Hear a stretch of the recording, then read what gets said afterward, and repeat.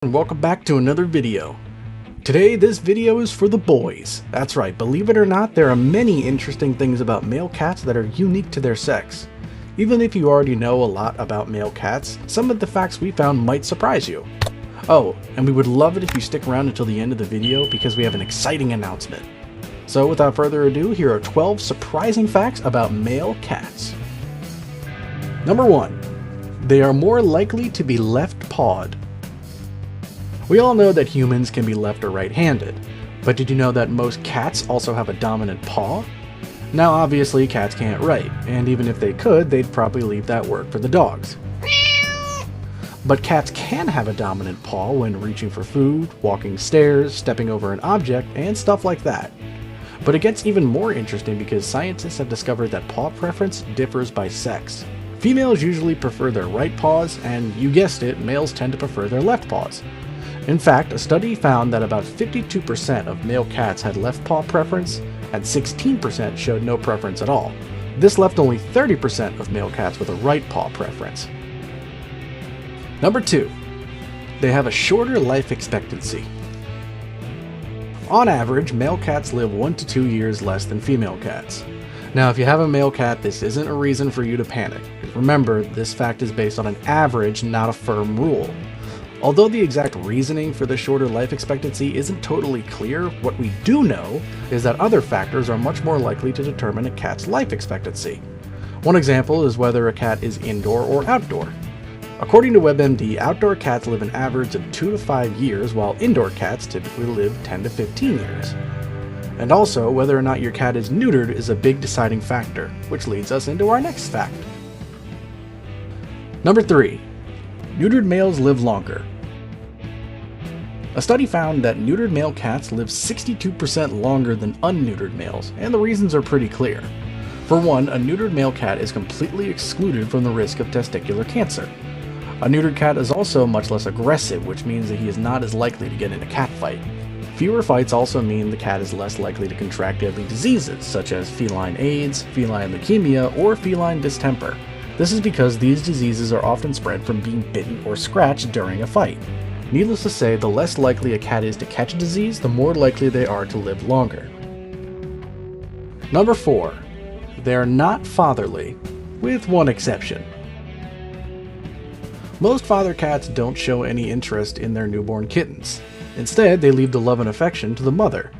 However, the Siamese seems to be the exception to this trait. Siamese males are said to be more likely to show affection towards their kittens than any other breed. This is because there have been claims of Siamese males that have laid with and groomed their young. These claims shouldn't surprise anyone who is familiar with the Siamese because this breed is known for being extremely affectionate. The Siamese is also one of the few breeds that crave constant attention. Number 5. They have a mating call. Many cat enthusiasts have heard the distinct yowling that an unspayed female cat does when she's in heat. But it turns out that unneutered male cats have their own unique mating call known as caterwauling. They make this sound to tell female cats that they're available. Male cats also make this noise to let the ladies know that they heard their mating calls. Finally, they do it to warn other male cats of their presence in their territory. Number 6. They are sometimes called tomcats. Unneutered male cats are sometimes referred to as toms or tomcats. It's believed this nickname came from the popularity of a book called The Life and Adventures of a Cat. This book tells the story of a cat named Tom who is very promiscuous. Due to the popularity of this story, people started calling their male cats toms, and eventually the term just stuck. It's also believed this is where the term tomcatting came from, which is a slang word for promiscuous behavior. Number 7. Male Maine Coons are supersized. In case you are unfamiliar, the Maine Coon is the largest domesticated cat breed. A male Maine Coon can weigh as much as 25 pounds while still being considered healthy. That's over twice the average weight of 10 pounds for a healthy domestic cat, with male cats averaging 11 to 15 pounds. The average full-grown male Maine Coon weighs 15 to 25 pounds and is 19 to 40 inches long. In fact, a male Maine Coon holds the Guinness World Record for the world's longest domestic cat. Barivo lives with his owners in Italy. He measures 3 feet and 11.2 inches, which is longer than a baseball bat. Number 8. Most orange tabbies are male. Orange tabby cats, also called ginger cats, are far more likely to be male than female. In fact, up to 80% are male, making only 20% female. This is because the gene that produces orange fur is on the X chromosome. As a quick throwback to Biology 101, females have 2 X chromosomes and males have 1 X and 1 Y chromosome.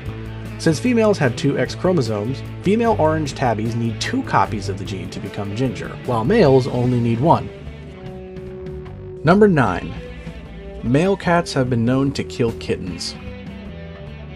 This is the most disturbing fact on the list, so if you're squeamish, feel free to fast forward to the timestamp displayed on screen now. I'll give you a few seconds if you don't want to know about this. Although uncommon with domestic cats, wild male cats have been known to kill other cats' kittens and even their own kittens, and the reasons vary. One reason is that the male cats can confuse kittens for prey due to their small size and squeamish movements, which can trigger a cat's natural hunting drive, resulting in tragedy. Another reason is to reduce the competition in their territory. This behavior stems from instinct to kill a rival's young to keep the competition from taking over. A third possibility is because the kittens are not his and he wants to mate with the female so that she will have his kittens. Number 10. Male cats are more solitary. This is another fact that applies more so to wild cats than their domesticated brothers. But in the wild, male cats are usually more solitary than females.